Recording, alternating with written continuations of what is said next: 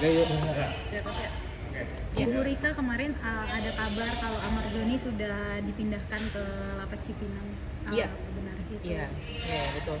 Seperti yang sudah kami sampaikan juga mungkin ya ke rekan-rekan media juga yang lain, bahwa Amarzoni dipindahkan sementara dari Lapas Karanganyar Nusa Kambangan ke Lapas Narkotika Jakarta kemarin hari Sabtu sekitar pukul 18.00 waktu Indonesia Barat, tiba di Lapas Narkotika Jakarta, dilakukan administrasi penerimaan rolling dan lain-lain, termasuk juga pemeriksaan kesehatan.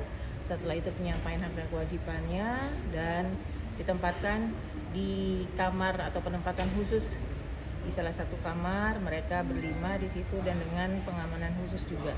Bu, kalau boleh tahu berangkat dari Nusa Kambangannya sama tibanya di Lapas Cipinang kapan dan hari apa? Berangkat itu kami dapat informasi dari Bapak KA Lapas Karanganyar itu sekitar pukul 11 siang, dengan bersama memang bertanggungjawaban dari Kejaksaan ya, Kejaksaan Jakarta Pusat dengan pengawal Polres Metro, dan juga didampingi oleh petugas dari Lapas Karanganyar itu sendiri sampai tiba di Jakarta ataupun Lapas Narkotika Jakarta itu kemarin sekitar 18:06 waktu Indonesia Barat sekitar itu.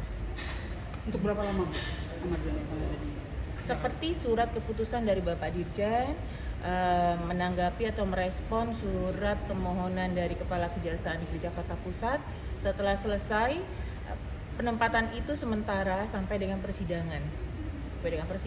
Setelah itu pihak peminjam atau dalam hal ini adalah Kejaksaan Negeri Jakarta Pusat wajib mengembalikan lagi Amarzoni dan kawan-kawan untuk menjalani lagi pidananya di Lapas Karanganyar Nusa Kambangan. Itu selama persidangan yang berlangsung atau hanya satu kali jika diperlukan untuk menjadi saksi, Bu? Sesuai dengan penetapan dari hakim ya.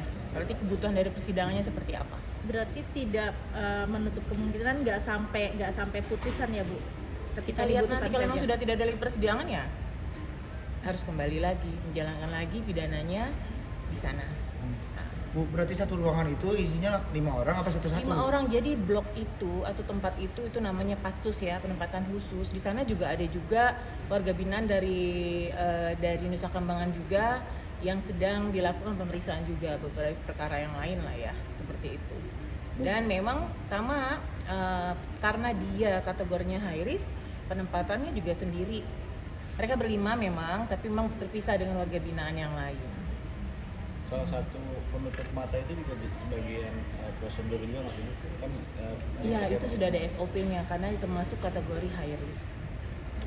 Mungkin akhirnya bisa membawa Amarzoni dari Nusa Kambangan ke sini apa sih, Bu, yang membuat akhirnya memutuskan itu kan padahal ini apa sih namanya? Warga high risk Warga ya. high risk ya. Yang pastinya kan ada pertimbangan, ada juga kebutuhan persidangan. Kita juga kan seperti kami sampaikan sebelumnya bahwa kita sangat mendukung sekali bahwa proses persidangan ini segera cepat selesai. Dapat hasilnya apapun itu yang terbaik, baik bagi warga binaannya sendiri, buat organisasi dan juga untuk masyarakat. Gitu. Jadi ini bagian dari kami mendukung percepatan persidangan, memfasilitasi itu. Kondisinya Abang Amar sendiri pas lagi dibawa ke sana.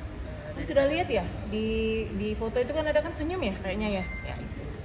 Bu, alhamdulillah secara ini Amarzoni dan kawan-kawan pada saat berangkat dari Karanganyar diperiksa kesehatannya, sampai di Lapas Narkotika Jakarta kembali diperiksa lagi kesehatannya. Untuk secara komunikasinya seperti apa, Bu, dengan keluarga atau pengacara? Kan ini kan pasti berbeda ya, Bu, Ya. dengan di Nusa Kambangan dan di sini.